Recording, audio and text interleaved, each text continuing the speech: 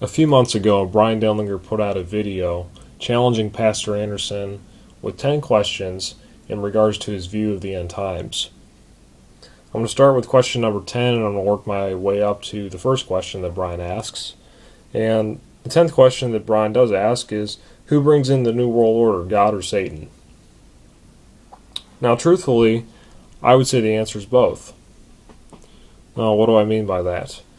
Well, in 2 Thessalonians chapter 2, we clearly have the statement that, for God shall send them a strong delusion that they all might be damned, who believe not the truth but had pleasure in unrighteousness.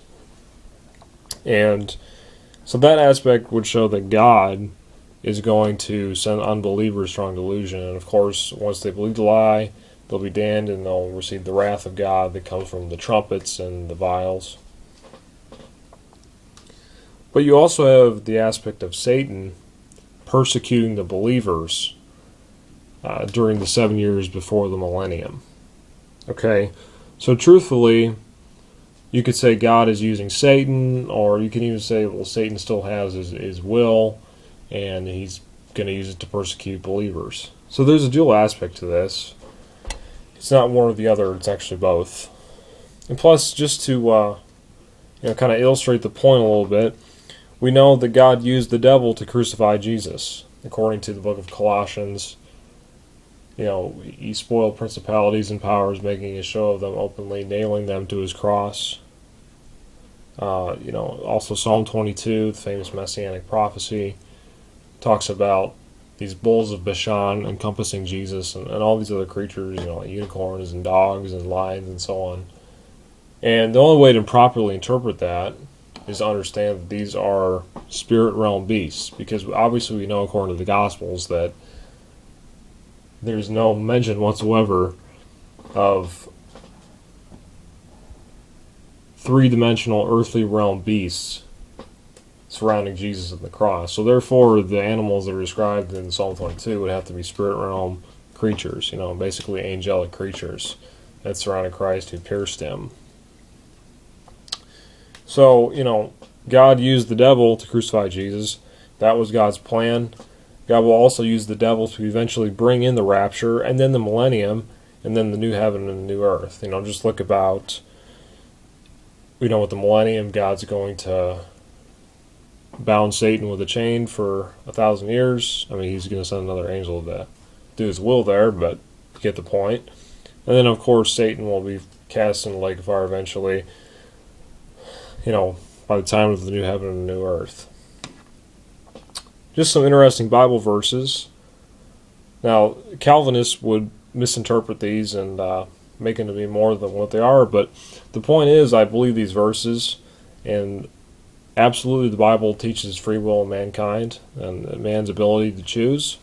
But even so, God can still have things predestinated to an extent. I'm not saying the Calvinist way of predestination, but God can still, with his foreknowledge, plan things out to go according to how he wants.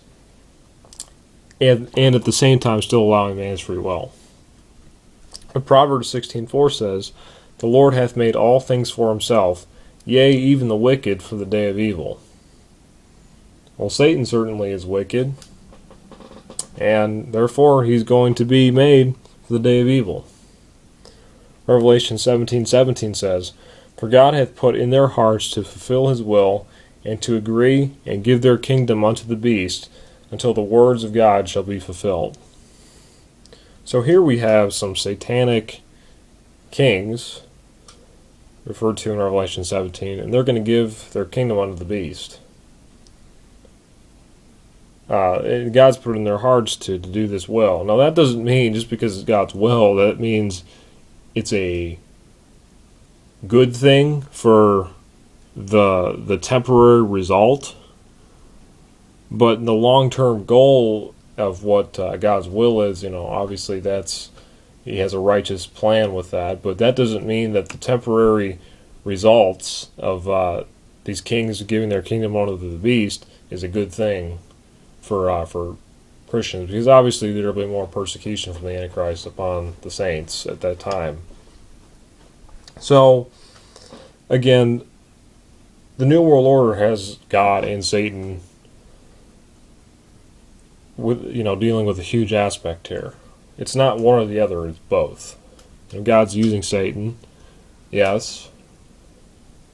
God has dominion over Satan, but at the same time God still gives Satan free will to do a lot of stuff and have power over a lot of stuff.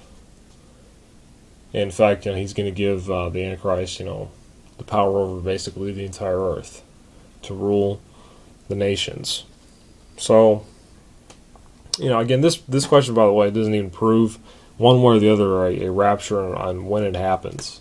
None whatsoever. It's a good question, but Bryan's question here does not prove any position of the rapture whatsoever.